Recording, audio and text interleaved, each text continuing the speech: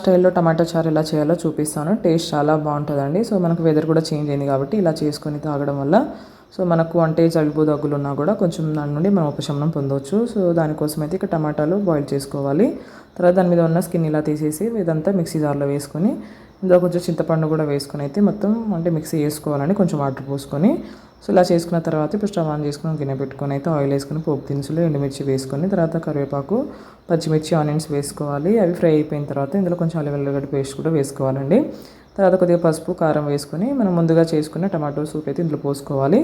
So ఇలా పోసేసి కొంచెం సాల్ట్ కూడా వేసుకొని ఇంకా కావాలంటే కొంచెం వాటర్ కూడా యాడ్ చేసుకొని సో ఒక 5 మినిట్స్ వరకు బాయిల్ చేసుకొని తర్వాత లాస్ట్లో కొంచెం గరం అంటే ధనియా పౌడర్ అలానే మిరియాల పొడి కూడా వేసుకోండి. సో వేసుకోవడం వల్ల మనకు అంటే దగ్గు జలుబు ఉన్నా కూడా అన్నీ పోతాయండి. సో చాలా అంటే రిలాక్స్గా అనిపిస్తుంది.